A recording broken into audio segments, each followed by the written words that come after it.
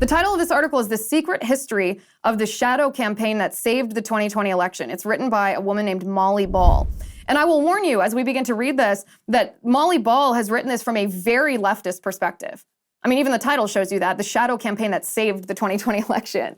Yes, it saved Joe Biden, is what you mean. But this entire thing is written as bragging. This is how we did it. This is why it was important. And so all of her writing is framed as a leftist would frame it. But if you look past that, it's a blueprint. It tells us exactly how the left did it. So let's read a little bit of this because it's pretty fascinating.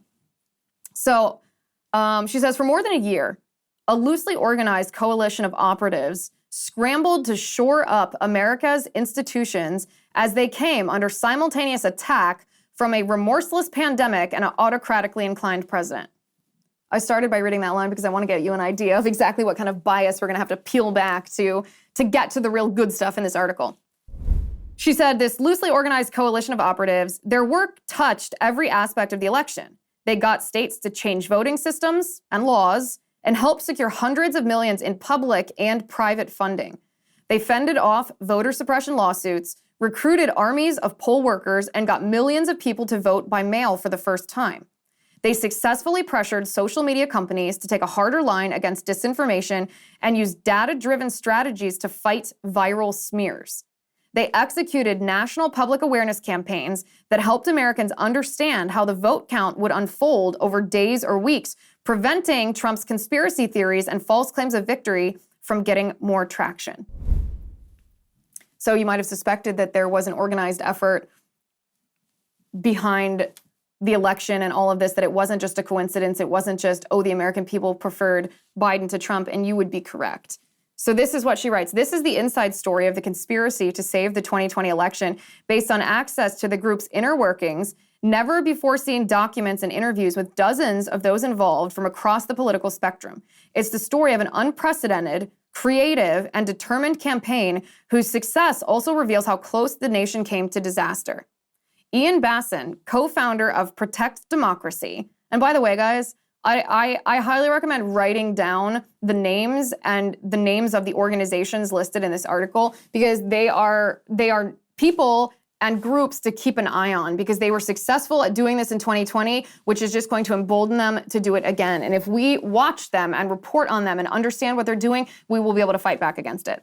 So Ian Bassin, co-founder of Protect Democracy, a nonpartisan rule of law advocacy group, said, but it's massively important for the country to understand that Biden's victory didn't happen accidentally. The system didn't work magically. Democracy is not self-executing. That's why the participants want the secret history of the 2020 election told, even though it sounds like a paranoid fever dream, a well-funded cabal of powerful people ranging across industries and ideologies, working together behind the scenes to influence perceptions, change rules and laws, steer media coverage, and control the flow of information. They were not rigging the election, Ball writes, they were fortifying it.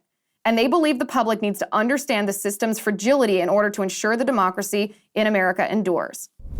So, first of all, they were not rigging it, they were fortifying it. LOL to that. But as I said, we have to read this through her lens, and she is a leftist who wanted this to happen.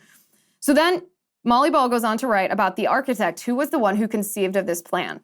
She said sometime in the fall of 2019, Mike Podhorzer became convinced the election was headed for disaster and determined to protect it. This was not his usual purview.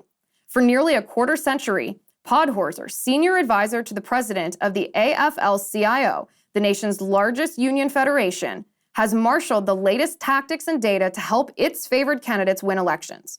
Among Democratic insiders, Podhorzer is known as the wizard behind some of the biggest advances in political technology in recent decades. She goes on to talk about a couple of these, the Analyst Institute and Catalyst, which is a flagship progressive data company, she calls it.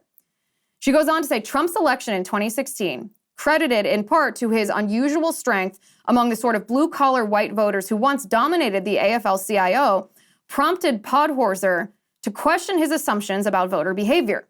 It was only after months of research that he introduced his concerns to his newsletter in October of 2019.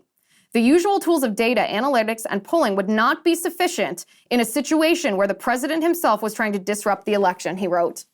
Now, don't you wonder what he meant by that? Like, what does disrupt the election? Does disrupt the election mean appeal to voters that aren't typically Republican voters? It's bananas. So just using data and analytics is not enough. We have to actually change the process of the election.